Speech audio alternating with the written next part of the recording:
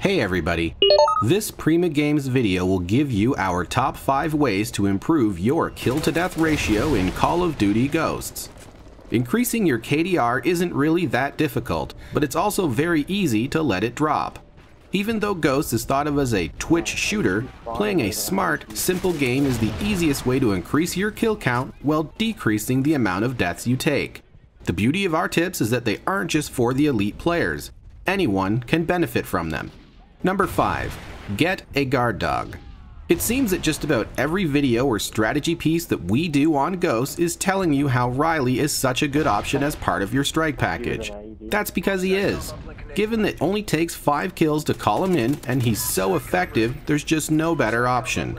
He will follow you around, watching your back and preventing anyone from sneaking up on you. He will growl if there are any nearby enemies, and if you die, he'll make his way back to where you respawn.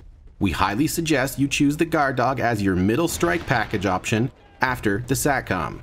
Number 4. Don't sprint. It's never a bad idea to equip Marathon as one of your perks. There are times when you need to get to cover quickly, but for the most part you want to avoid sprinting aimlessly around the map. When you sprint, you simply aren't able to react to threats as quickly.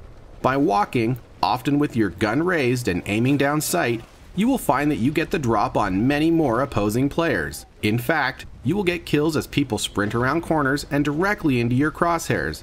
Oh, how the tables have turned. Number 3. Stick to the perimeter. Quite frankly, this could have been number 1. That's how good our top 3 tips are. Notice the path we take in this video.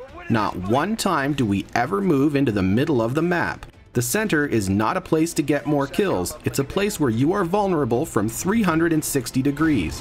By sticking to the outside of the map, you are always using the map boundaries as a natural barrier, limiting the directions that an opposing player can engage you from. Clockwise or counterclockwise, it doesn't matter, just stick to the perimeter. Number 2. Use a suppressor. Ask yourself a question. How are you at an advantage if the opposition knows where you are? Of course, if the enemy knows your location, you are at a massive disadvantage. For this reason, we highly advise for you to equip a suppressor on your weapon. If you're using the Honey Badger assault rifle or the K7 submachine gun, they have a suppressor built in. This means that when you fire your weapon, you will not show up on the enemy minimap, keeping your position concealed and the element of surprise in your favor. Number 1. Watch the minimap. It amazes us how many people either don't use a suppressor or don't use the off-the-grid perk. We are always using both. This keeps you off the minimap almost all the time.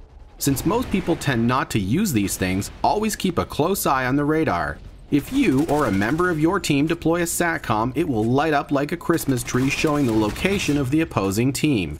It's not 100% reliable, so keep your head on a swivel just in case, but it will generally help you to not only stay alive, but also to track some bad guys down and elevate that kill count. There you have it, 5 tips that we personally use to help elevate our kill-to-death ratio. For more news and information on Call of Duty Ghosts, be sure to check out the brand new www.primagames.com, or simply check the description for additional tips and tricks. How do you maintain a good kill-to-death ratio? Let us know in the comments.